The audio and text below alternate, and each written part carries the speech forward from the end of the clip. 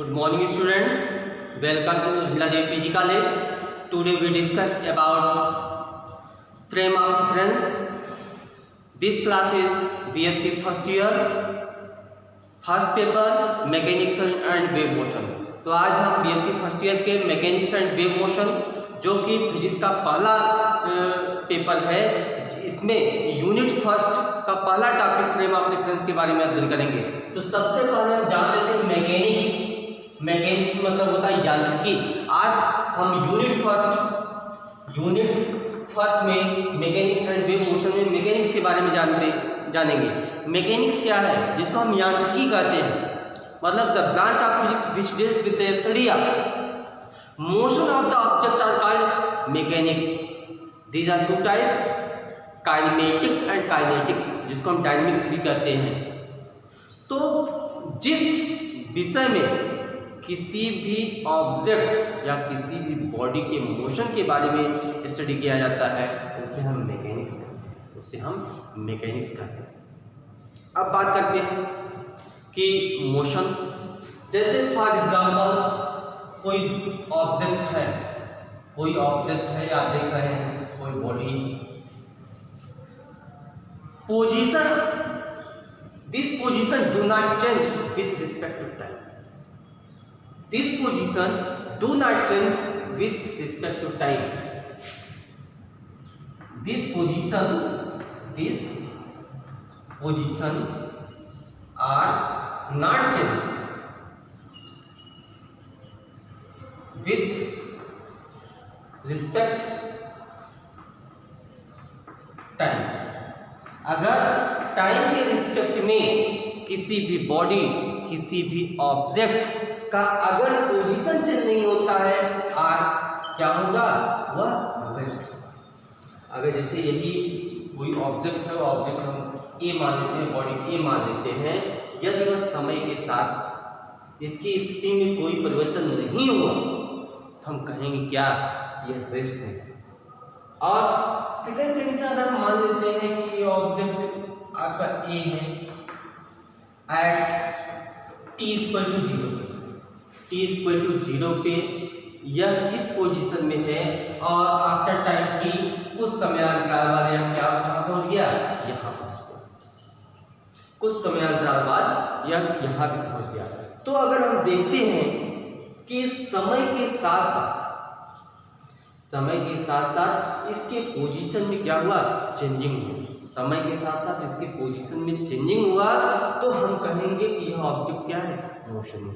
जैसे कि हम मान लेते हैं कि इस पोजीशन पे हम यहाँ पे खड़े हैं एट ओरिजिन पे t=0 पे।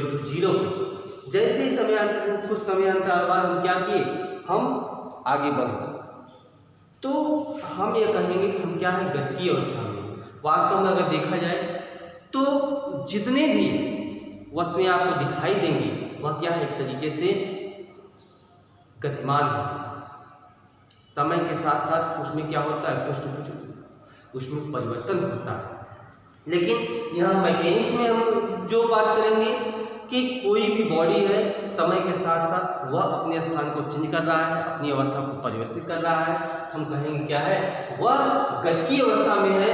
तो the position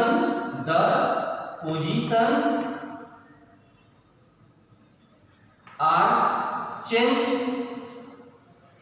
with respect to time.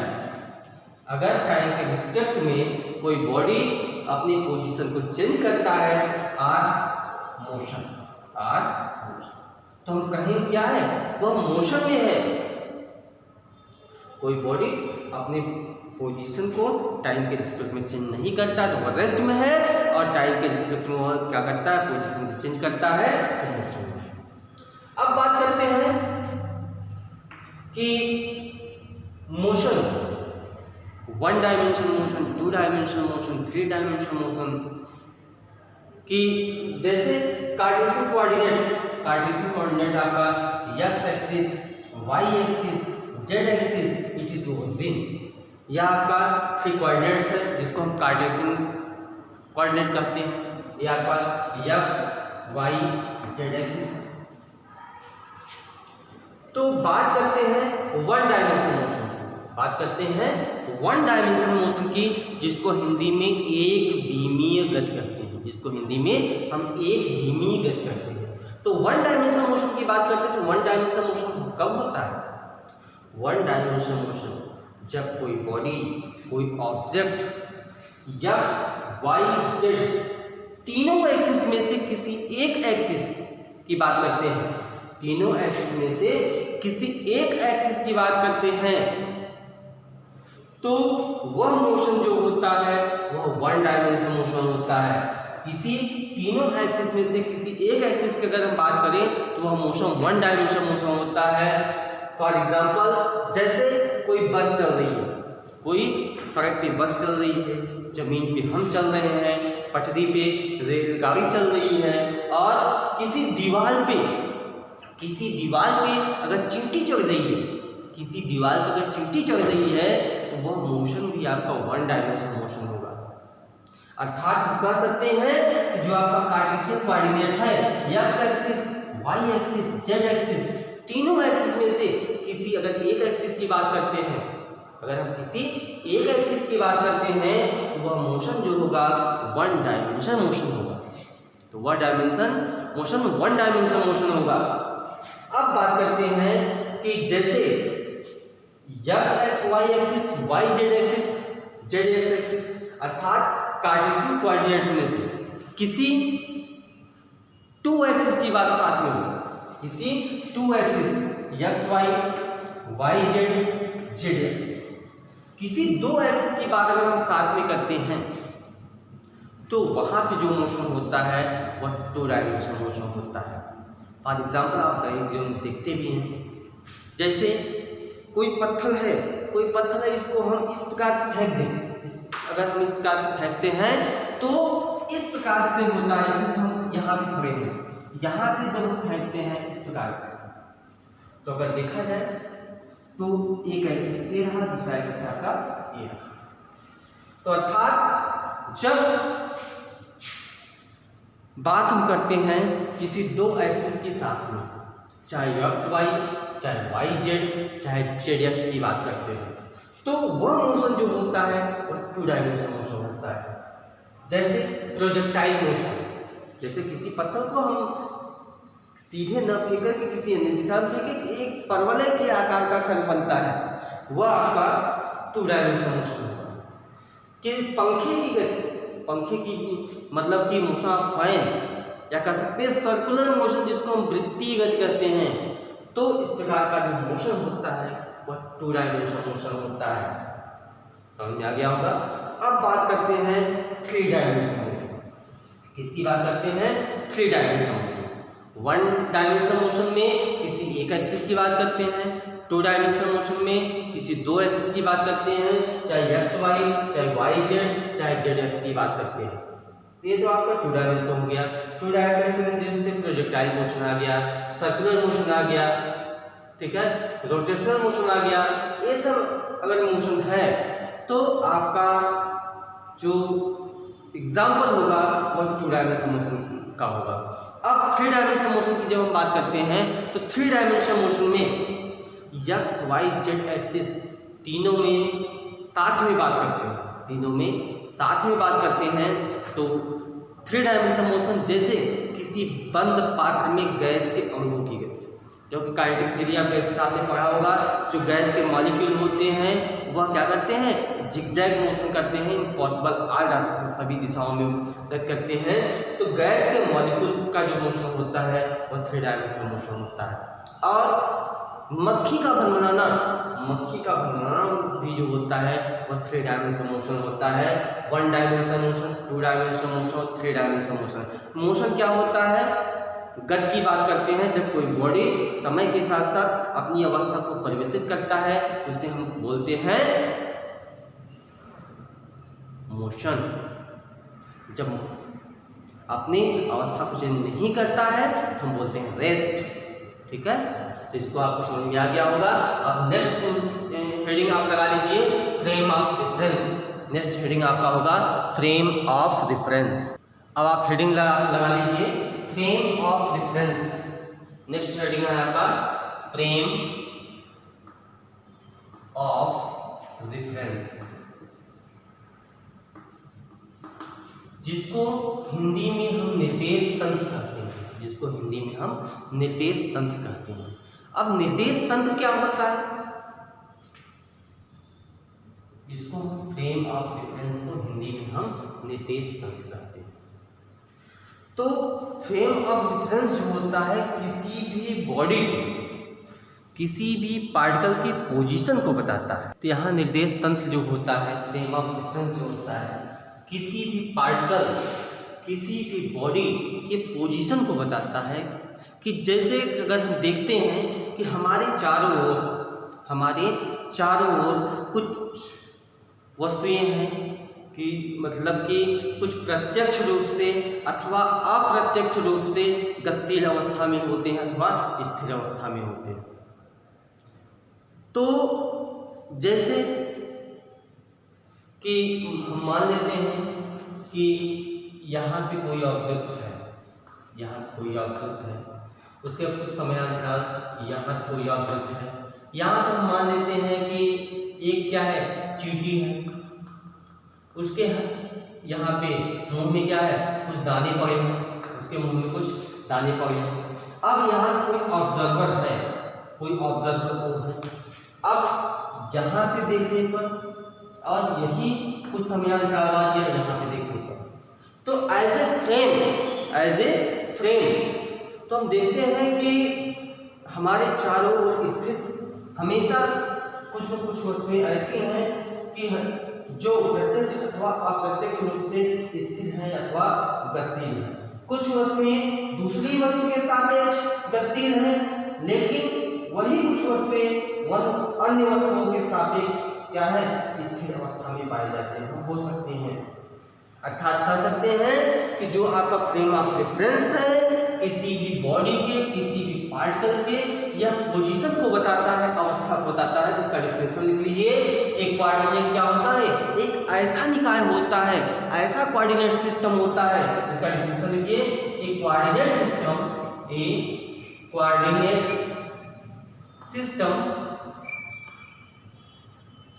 which defines the position of the particle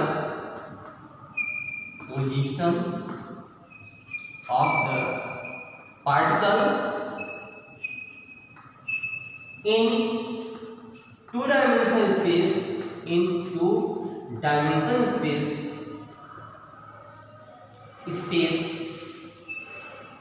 और थ्री डायमेंशनल स्पेस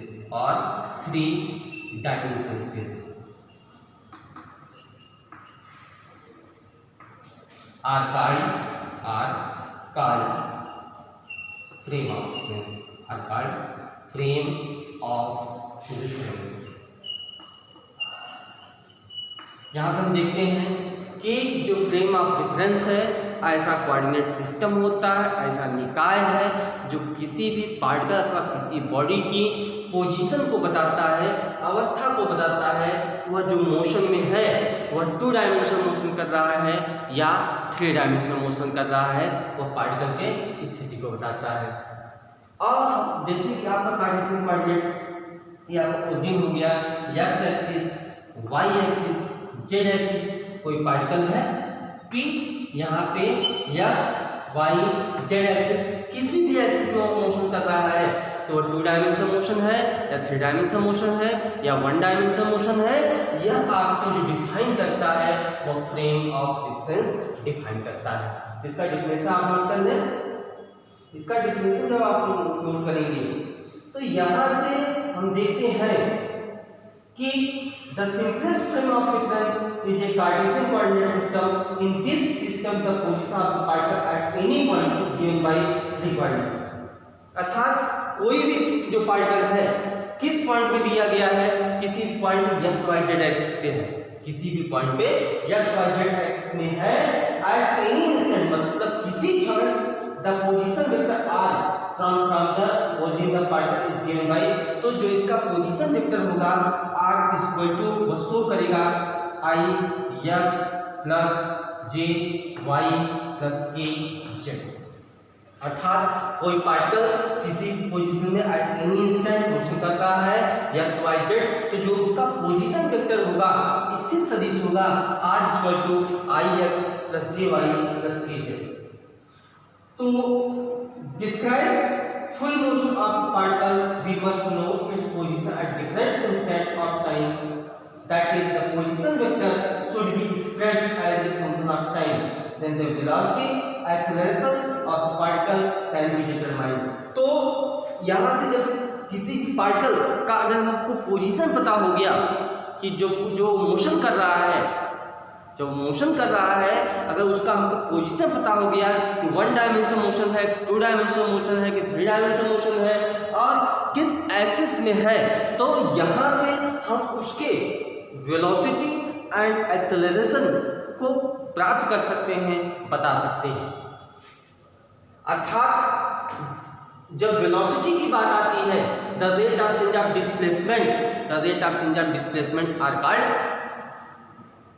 वेलोसिटी, अर्थात v इक्वल टू हो जाएगा d r upon dt। d r upon dt is the velocity of the particle, and acceleration की अगर हम बात करते हैं, त्वरण की बात करते हैं, the rate of change of velocity are called acceleration, तो that is a equal to d v upon dt, the rate of change of velocity, जिसको हम लिख सकते हैं d अपॉन dt, यहाँ से हो जाएगा d r अपॉन dt, अर्थात ये आपका हो जाएगा equal to d2 r upon dt, ये आपका हो गया it is the velocity and acceleration. So in general form, the location of an event in frame of reference, we require its position and time of occurrence। तो यहाँ पे position and time हम कह सकते हैं कि a four coordinate are called space time coordinate. कोई 4 coordinate है x, y, z और t, इस कोऑर्डिनेट को हम स्पेस टाइम कोऑर्डिनेट के नाम से जानते हैं। इसको कहते हैं स्पेस टाइम कोऑर्डिनेट, इसको बोलते हैं स्पेस टाइम कोऑर्डिनेट, जिसको हिंदी में कहते हैं दिक्काल निर्देशांक। इसको कहते हैं दिक्काल निर्देशांक कहते हैं, it is the space time coordinate. इसको आप डेफिनेशन नोट कर ले, एक coordinate system which defines the position of the particle in 2 dimensional space और 3 dimensional space are called frame of reference. तो इस कंडीशन में अर्थात निर्देशांक वह निकाय है जिसके सापेक्ष किसी वस्तु की स्थिति का अध्ययन किया जाता है, वह फ्रेम ऑफ रेफरेंस कहलाता है। तो यहाँ पे need of frame of reference, किसी फ्रेम ऑफ रेफरेंस की हमको आवश्यकता क्यों पड़ी, किसी फ्रेम ऑफ रेफरेंस की हमको आवश्यकता क्यों पड़ी? हर वस्तु अन्य वस्तुओं की तुलना में गतिशील हो सकती है और वही वस्तु किसी तीसरी वस्तु की तुलना में गतिशील हो सकती है। इसलिए यह क्या है, फ्रेम ऑफ रेफरेंस यह बताता है हमें उस वस्तु की गतिशील या स्थिर होने का अध्ययन किस बिंदु या वस्तु के सापेक्ष करना है, जिससे यह स्पष्ट रूप से कहा जा सकता है कि वह वस्तु या बिंदु किस तत्व के सापेक्ष स्थिर अवस्था में है। तो इसको आप नोट कर लें, फ्रेम ऑफ रेफरेंस। तो हम आप उसके बाद बताते हैं types of frame of reference. अब यहाँ पे फ्रेम ऑफ रेफरेंस के बारे में आपने नोट कर लिया। Frame of reference are 2 types, frame of reference, frame of reference are 2 types. तो जो फ्रेम ऑफ रेफरेंस होता है वह 2 प्रकार से होता है। फर्स्ट होता है inertial frame of reference, inertial frame of reference. Second होता है non inertial frame of reference, जिसको हिंदी में हम ज्यामितीय निर्देश तंत्र और अज्यामितीय निर्देश तंत्र कहते हैं। तो यहाँ पे जो आपका फ्रेम ऑफ रेफरेंस है, इसको हम हिंदी में ज्यामितीय निर्देश तंत्र और अज्यामितीय निर्देश तंत्र कहते हैं। तो बात करते हैं फर्स्ट केस में इनर्शियल फ्रेम ऑफ रेफरेंस के बारे में। फर्स्ट केस में बात करते हैं इनर्शियल फ्रेम ऑफ रेफरेंस के बारे में। अर्थात हम कह सकते हैं कि an unaccelerated frame of reference are called inertial frame of reference। अर्थात अत्वरित निर्देश तंत्र को हम जड़त्वीय निर्देश तंत्र कहते हैं। तो फर्स्ट में इसको आप देख लीजिए कि अर्थात कह सकते हैं कि जो न्यूटन, वह निर्देश तंत्र जो न्यूटन के पहले नियम पूरी तरह से अच्छे से पालन करता है, वह जड़त्वीय निर्देश तंत्र होता है। तो आप कहीं कहीं देखेंगे कि न्यूटन के दूसरे नियम का पालन होता है, लेकिन न्यूटन के दूसरे नियम का भी पालन होता है, लेकिन यदि उस पर कोई एक्सटर्नल फोर्स अप्लाई न किया जाए, यदि कोई उस पर एक्सटर्नल फोर्स अप्लाई न किया जाए तो वह निर्देश तंत्र जो होगा वह इनर्शियल फ्रेम ऑफ रेफरेंस होगा। लेकिन जब एक्सटर्नल फोर्स अप्लाई नहीं किया जाएगा तो वहाँ पर एक्सेलरेशन प्रोड्यूस नहीं होगा। जब एक्सेलरेशन प्रोड्यूस नहीं होगा तो वहाँ पे वह निर्देश तंत्र जो होगा वह इनर्शियल फ्रेम ऑफ रेफरेंस होगा। इसका डेफिनेशन लिख लीजिए, सिंपल एक लाइन में हम आपको बता दे रहे हैं। an unaccelerated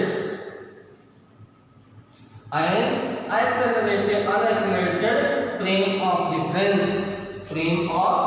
reference are called inertial frame of reference। inertial frame of reference अर्थात अजड़त्वीय निर्देश तंत्र को हम क्या कहते हैं? इनर्शियल फ्रेम ऑफ रेफरेंस कहते हैं। तो यहां से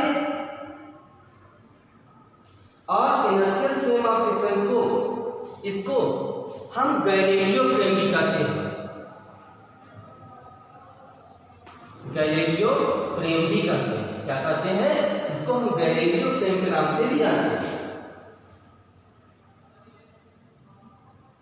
तो ध्यान दीजिए कि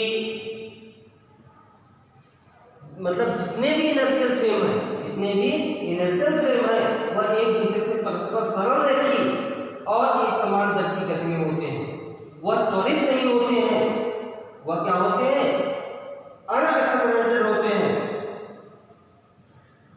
और अगर देखा जाए तो एक बात हमेशा ध्यान रखिएगा कि प्योर इनर्शियल फ्रेम प्राप्त करना क्या होता है? कठिन होता है, क्योंकि कोई भी ऑब्जेक्ट, कोई बॉडी, कोई फ्रेम 100% जो होता है वह आइडियल नहीं होता है। हम कह सकते हैं कि पूर्णतः इनर्शियल फ्रेम प्राप्त करना एक कठिन काम है।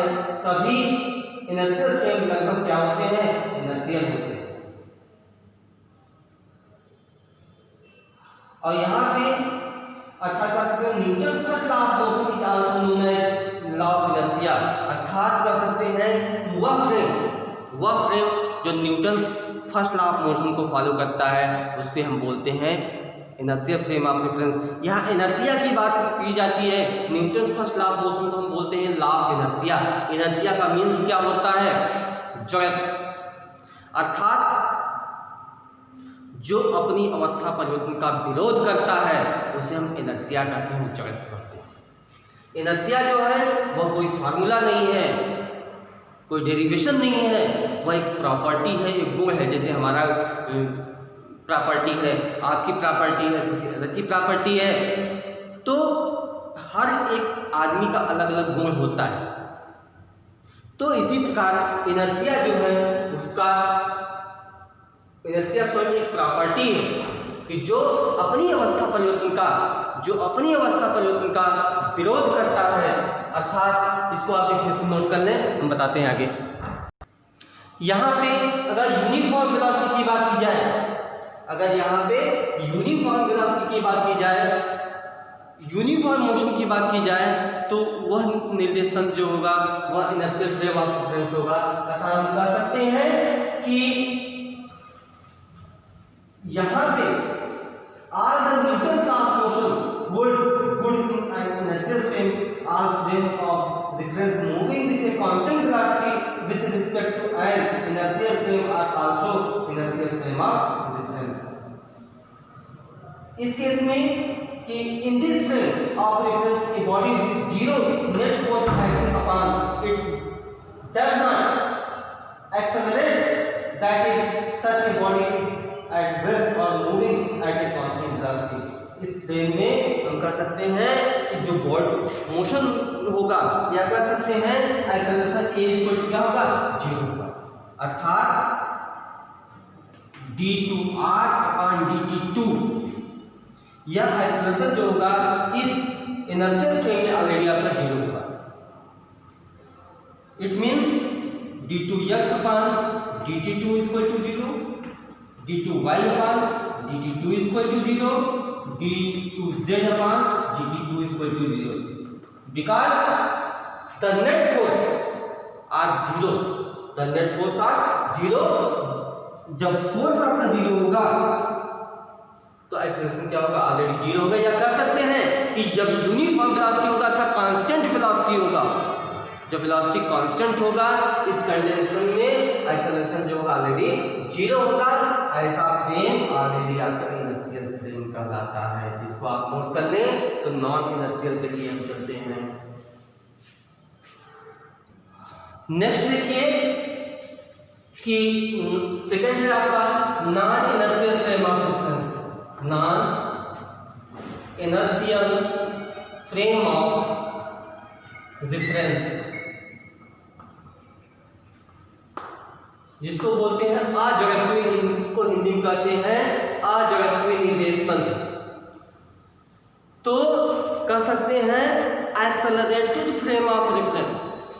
इसका सिंपल डेफिनेशन है accelerated frame of reference. Accelerated frame of reference are called non-inertial frame of reference. अर्थात त्वरित निर्देश तंत्र को हम क्या कहते हैं अजड़त्वीय निर्देश तंत्र कहते हैं, या सिंपल कह सकते हैं कि वह निर्देश तंत्र जो न्यूटन के नियम का पालन नहीं करता है, ऐसे निर्देश तंत्र को हम क्या बोलते हैं non inertial frame of reference कहते हैं.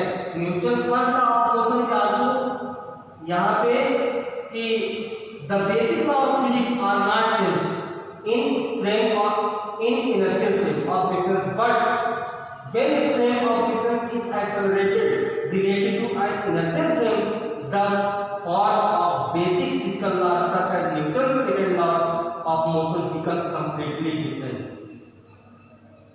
Such frame of reference having an accelerated motion to an inertial frame are called non-inertial frame of reference. तो यहाँ पे अगर हम बात करते हैं सिंपली कि वह फ्रेम ऑफ रेफरेंस जो न्यूटन के पहले नियम का पालन नहीं करता है वह नॉन इनर्शियल होता है. अभी अगर कहा जाए कि जो इनर्शियल फ्रेम ऑफ रेफरेंस है, अभी हमने आपको एक एग्जाम्पल भी दिया यूनिफॉर्म मोशन की बात किया, तो अभी आप कहेंगे सर जो पृथ्वी है यह भी क्या करता है यूनिफॉर्म मोशन करता है, एक समान गति करती है. नहीं, एक समान गति करती है. अभी कोई कहेगा नहीं, आप कहेंगे नहीं एक समान गति करती है. अब आप कहेंगे सर ने बताया था कि यूनिफॉर्म मोशन जो होता है वह इनर्शियल होता है, लेकिन बात आती है कि पृथ्वी जो होता है वह नॉन इनर्शियल होता है. कैसे? जैसे कि यह सन है, यह क्या है सन है, और पृथ्वी जो होता है उसको चारों ओर अपनी धुरी क्या करती है चक्कर लगाती है एक समान चाल से. या क्या होता है यूनिफॉर्म वेलोसिटी होता है. लेकिन यहाँ पे बात जो होती है, जो यहाँ का अर्थ है, यह अर्थ जो है वह नॉन इनर्शियल फ्रेम है. क्यों? क्योंकि यह यूनिफॉर्म सर्कुलर मोशन तो कर रहा है, लेकिन यहाँ पे सेंट्रीपिटल एक्सेलरेशन प्रोड्यूस होता है। लेकिन यहाँ क्या होता है?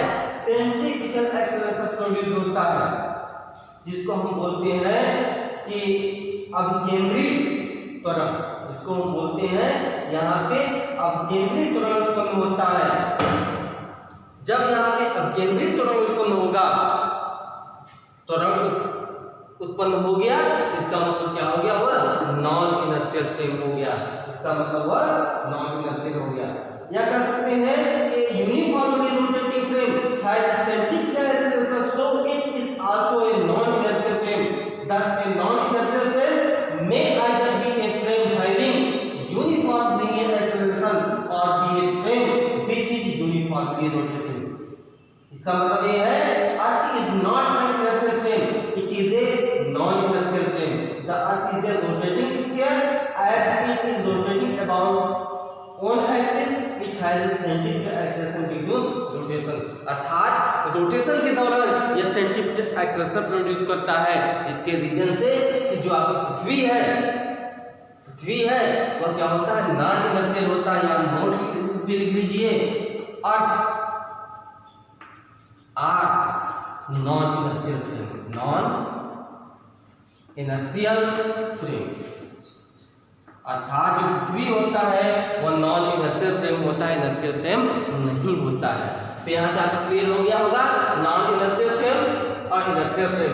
इनर्शियल फ्रेम वह फ्रेम है कि जो न्यूटन के नियम का पालन करता है, अर्थात unaccelerated frame of reference are called inertial frame and accelerated frame of reference are called non inertial frame. कोई भी लीनियर मोशन है, यूनिफॉर्मली मोशन है, यूनिफॉर्म वेलोसिटी है, वह क्या है आपका? जैसे फ्री फॉल बॉडी की बात कर दी जाए, वह आपका इनर्शियल फ्रेम की बात वहाँ पे हो जाएगी। लेकिन अगर यहीं पे एक्सेलरेटेड हो जाए, अर्थात जहाँ पे त्वरण उत्पन्न हो जाए, ऐसे फ्रेम ऑफ रेफरेंस को हम कहते हैं non inertial frame of reference कहते हैं। तो फ्रेम ऑफ रेफरेंस की जो आवश्यकता है, अर्थात कोई भी वस्तु है एक दूसरे के सापेक्ष, एक दूसरे के रिस्पेक्ट में ऑलरेडी क्या करता है? मोशन करता है, ऑलरेडी एक दूसरे के रिस्पेक्ट में गति करता है। इसलिए इसकी पोजीशन को, इसके स्थिति को जानने के लिए हमें फ्रेम ऑफ रेफरेंस की आवश्यकता पड़ती है। और यहाँ पे कि जो अर्थ है, जो पृथ्वी है, क्योंकि कोई भी वस्तु, जैसे आपने पढ़ा होगा यूनिफॉर्म सर्कुलर मोशन, तो यूनिफॉर्मली सर्कुलर मोशन के बारे में हम आपको बताएंगे, लेकिन फिर भी डिफिनेशन हम आपको बता रहे हैं। इस सिंपल डिफिनेशन है, when a body moves in circular orbit at constant speed are called uniform circular motion. In this case continuously moves in circular orbit continuously change its velocity.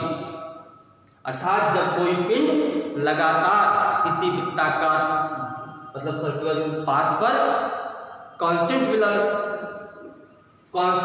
Speed से क्या करता है? मोशन करता है, तो प्रत्येक direction में उसकी वेलोसिटी चेंज होती रहती है, उसकी वेलोसिटी चेंज होती रहती है, जिसके रीजन से एक्सेलरेशन प्रोड्यूस होता है। जब एक्सेलरेशन प्रोड्यूस होता है, it is directed towards centre, directed toward centre, उसकी दिशा सदैव कहाँ होती है? केंद्र की ओर होती है, जिसे हम सेंट्रीपिटल एक्सेलरेशन कहते हैं। जब एक्सेलरेशन प्रोड्यूस हो गया तो ऑलरेडी आपका हो गया नॉन इनर्शियल फ्रेम हो गया। तब यहाँ क्या हो गया? नॉन इनर्शियल फ्रेम हो गया। तो आपको क्लियर हुआ फ्रेम ऑफ रेफरेंस क्या होता है? फ्रेम ऑफ रेफरेंस कितने प्रकार के होते हैं? इनर्शियल है, नॉन इनर्शियल है। तो इसका डेफिनेशन, इसका एग्जाम्पल, रेस्ट क्या होता है, मोशन क्या होता है, 1 dimension motion, 2 dimension motion, 3 dimension motion with example आपका कंप्लीट हो गया है। और इसको आप देख लें, हम आशा करते हैं आपको समझ में भी आ गया होगा। इसका नोट्स जो है PDF के रूप में कॉलेज के ऐप पे आपको मिल जाएगा। और वीडियो जो है लाइक करें, शेयर करें और खुद को समझे। कोई प्रॉब्लम हो तो कमेंट जरूर करिएगा। कुछ अगर पूछना है आपको, कमेंट बॉक्स में जरूर पूछे, उसका आंसर आपको जरूर मिलेगा। हम आशा करते हैं यह वीडियो आपको बहुत ही अच्छा लगा होगा। अगले वीडियो के लिए, अगले टॉपिक के लिए इंतजार करिए। धन्यवाद।